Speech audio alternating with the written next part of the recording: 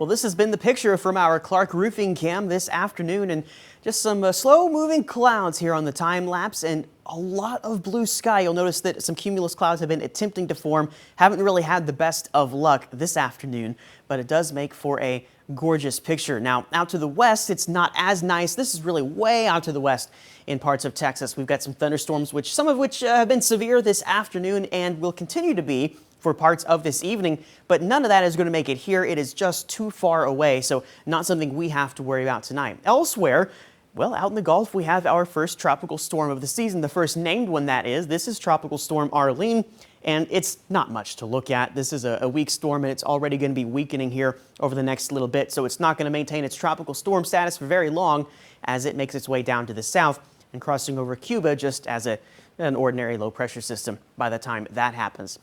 Over the course of the weekend, we are going to be looking hot on Saturday with 90 degrees, and there might be a shower and thunderstorm thrown in there somewhere, but the better odds are on Sunday, where we're looking at some more scattered activity of showers and thunderstorms with a high of 87 degrees. And on Monday, I think several thunderstorms could be around as well with a high of 85. So it's not something that's going to get everybody wet, but you'll at least have to be on the lookout for a chance of rain on both Saturday or Sunday and Monday rather, and probably a little bit beyond that into the course of next week.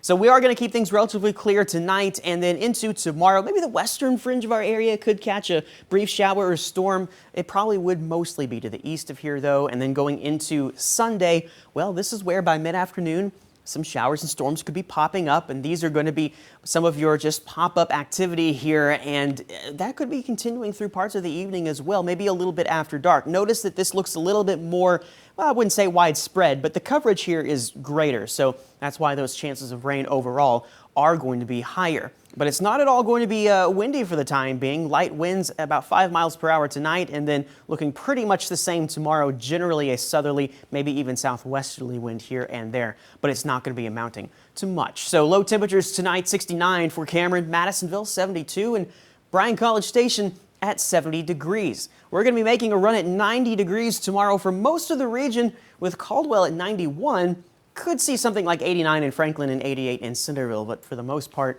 low 90s look to be on the table. Now that may not last too long because it's back to 87 on Sunday and then 85 on Monday. And as I mentioned, those chances for some thunderstorms are going to continue. In fact, Tuesday, 50% chance, and we could still see a few on Wednesday. This all does appear to taper off by the time we get down into Thursday and Friday. And notice once we get around to next weekend, well, our high temperatures could be approaching those low 90s once again.